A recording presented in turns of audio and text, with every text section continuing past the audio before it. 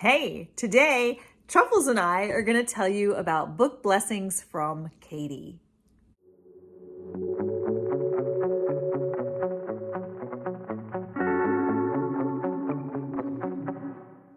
Hi everyone, welcome to Book Talks with Miss Thomas. I'm Miss Thomas and I love reading books. So if you like to hear about books, in this case mostly Christian books, then please subscribe. And if you are returning, welcome back. All right, so I am returning to my book blessings series. I took a little break to do my much awaited worth the wait kind of books I wanted to talk about, but I am back to talk about book blessings from Katie at Paperbacks and Ponytails. Katie is such a sweetheart. I love Katie as a person and as a booktuber, and she definitely recommends great books.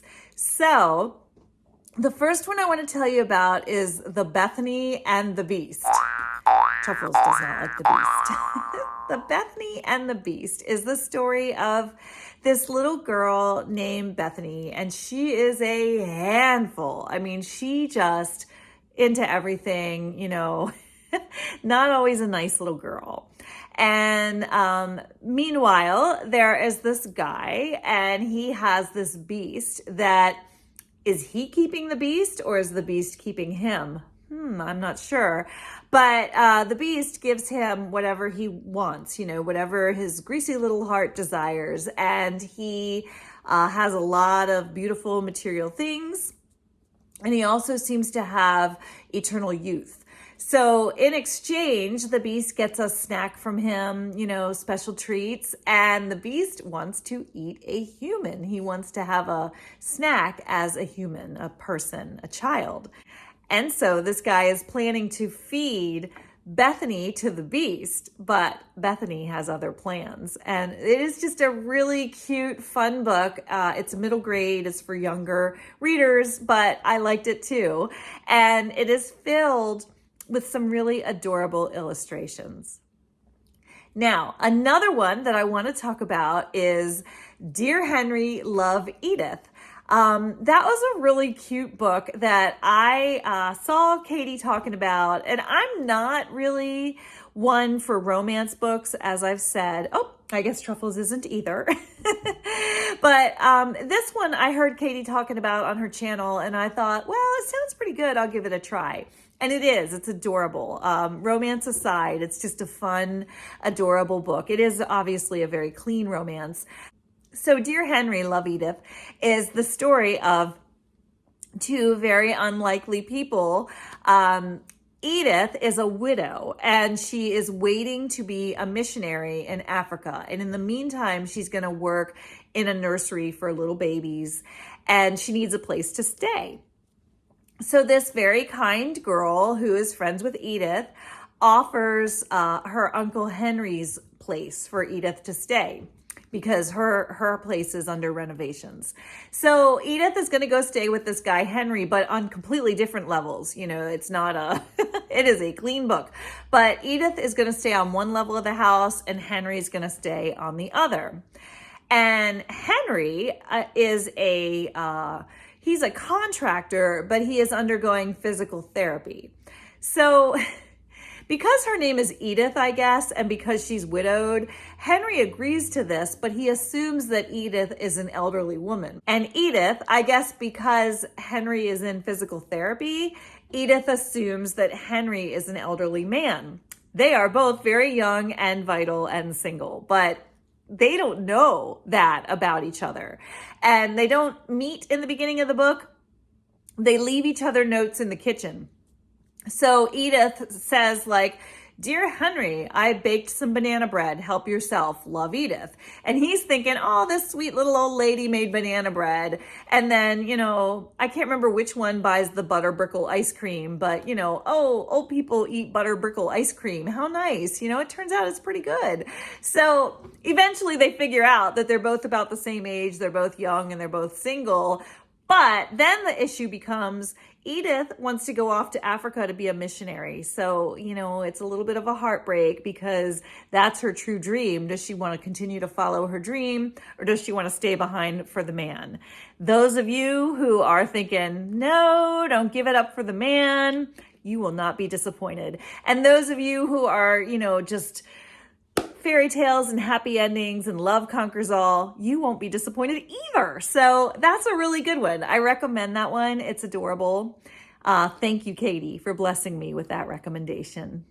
9 by Rachelle Dekker, who I believe is the daughter of Ted Dekker, and I think they co-wrote it. I have to be honest, I was confused trying to figure out who wrote this book. It says Rachelle Dekker, but then when I look up Ted Dekker, it comes up sometimes on the internet. So I don't know, but 9, I'm saying Rachelle Dekker. And 9 is a really cool dystopian novel. I think it's sort of futuristic, I guess, because there is this girl, a little girl, and well, she's a teenager, and her name is Lucy, and she was created to be like this war weapon. So I guess it's science fiction. To me, it's futuristic. Maybe it's not futuristic, but science fiction. Anyway, Lucy is this like machine. She's a human being, but she's been created to be a government weapon. And she's on the run from the enemies. And that's all she really knows. She has no memories. All of her memories have been scientifically erased. All she knows is she's on the run. And she doesn't even know she has all these incredible powers. Like she's really fast and really smart. And she's just on the run. And she finds refuge with a waitress named Zoe. And Zoe, we find out Zoe has some heartbreak in her past, and she's looking for her own personal redemption, in her own mind. And she sees an opportunity to, I think, make up for some mistakes in her life by protecting Lucy. And so Lucy and Zoe become a unique pair of women who together start running from the enemies. And I think the enemies, I want to say like FBI, but they are like these government officials that they don't have Lucy's best interests at heart. They see her as a machine, as a weapon for war. So Zoe wants to protect her. A Quilt for Christmas is another one that I just really loved. I got that as an ARC. It was recommended by Katie on her channel. It was also recommended by Amanda, book lover Amanda. A lot of booktubers recommended A Quilt for Christmas, and I can tell you, of course they did. It's a really good one. It's a cute, light, short Christmas read where this little girl, her mom is in the hospital and she lives in an apartment. And she discovers this elderly neighbor who lives in the apartment building also. The little girl sees the quilts and she wants a quilt for her mom when her mom gets out of the hospital. And so she convinces this she is older. She's not like a helpless old lady though. She's just an older woman. And I think she is a grandmother, but the little girl convinces her to make a quilt for her mom. And it's just a very sweet, is it a novel or a novella? It's real short and sweet, but it was just a very heartwarming tale. So I was blessed by that one that Katie recommended too. Thanks, Katie. And another one that Katie recommended that I just loved, and you've probably already read this one by now because it's been out for at least a year and it's so good. And it's called The Librarian of Boone's Hollow. And that one is just, if you haven't read it, you must. It's so good. It's this story of this girl and she's in college and she's just very academic. She loves college. She's very successful in college. And it's World War II and the stock market crashes. And when the stock market crashes, her family goes bankrupt and they can't afford to pay for her college. And so she has to drop out of college, but she's offered this opportunity to deliver books to these characters in Boone's Hollow on horseback. And it's like small town, mean. There's some mean people. They're not receptive to this librarian who just wants to share the love of reading and deliver these books. And poor woman makes the mistake of living with this other perfectly lovely woman, but the community hates her for whatever reason. And so she lives with this woman and, you know how people are like, you're friends with her. I can't be your friend kind of thing, even though they're all adults in the book. But there's still that for adults in that novel.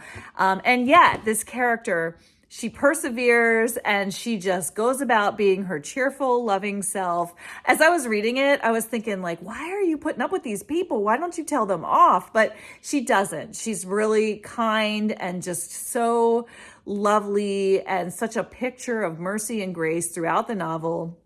And of course, her sunny spirit wins everybody over in the end. And it's a very lovely, delightful novel. So thank you, Katie, for recommending The Librarian at Boone's Hollow.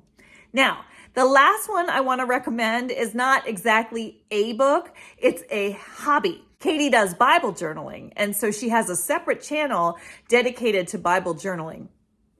And when I learned about that, I was kind of in a spiritual slump where I do think quiet time with the Lord is very important. I think it's important to actually physically open the Bible and read the Bible and pray and talk to God. That's me personally. I do feel strongly. However, I was in a spiritual slump and I was struggling at my quiet time, and I was having that sense when, you're praying and your prayers just are bouncing off the ceiling. And that's me. That's obviously me. That's not the Lord. But I was in this slump, and I noticed that Katie was Bible journaling. And so I thought, well, maybe I'm not focused on the word as I should be, but I can try and get back on course, at least with Bible journaling. And so I started reading the Bible and coloring, verses that spoke to me. I would try to visualize them and draw pictures of them. And now I do both. Now I'm back to reading the Bible every morning. I read a passage of the Bible and pray. And in addition, I can actually do some Bible journaling, and it's more like a craft and a hobby for me, but it's nice to have both. And I even get together with a friend sometimes and do that. So let me real quick I have two now. I have two journals and two Bibles that I can color in. And I also got a little notebook that I can write important scriptures in and draw pictures and just help me remember scriptures by illustrating them. So I've really gotten to be very fond of Bible journaling thanks to Katie. I'll real quick close this video with some of the pages from my journal. Hang on. And I'm back. Now, please know that my Bible journal, here's one of them. It is not intended to be, I'm no Picasso, okay? This is just for me. This is for my relationship with Jesus, my opportunity to reflect on God's word. So it's a personal thing. I don't think that I'm a great artist. It's just my way of getting in the word. And so here's Proverbs 13. This is a sticker. My son bought me stickers for my birthday, and I just wrote out the part of the Proverbs. The wise woman builds her house, but with her own hands, the foolish one tears hers down. And I had some fun, this one, and trying to illustrate the words over here. I like putting some of the letters in boxes and drawing swirls and things. It helps me to think about God's word and reflect. This is a pocket I saw on Katie's channel that, I just took some paper and put a die cut, and there's a pocket in there. So you can write a note to yourself about the verse, or you can write a note to God, or you can put something in there from a loved one. And then this one's funny. My Huffy cat. I thought it was fun. Hear me, God, I voice my complaint. And I thought that was cute. So I wanted to be reminded that, it's okay. Now, this might make some people mad, but I think it's okay to grieve with God and to tell God you're angry. It's not okay to be angry with God. Well, I don't know. This is my reminder to myself that it's important to be honest with God. It's important to say, God, I'm angry with this. I don't want to be disrespectful, but I also want to be honest. I figure God knows how I feel anyway, so I might as well be honest. So I loved that David in the Psalms was honest too. Look, I'm mad. I don't know. I really, I have really come to take some pleasure in Bible journaling. Oh, just to let you know, this is one I just traced a picture, and I thought it was really cool for Psalm 36. And then this is just such a simple call on Jesus. Call on Jesus.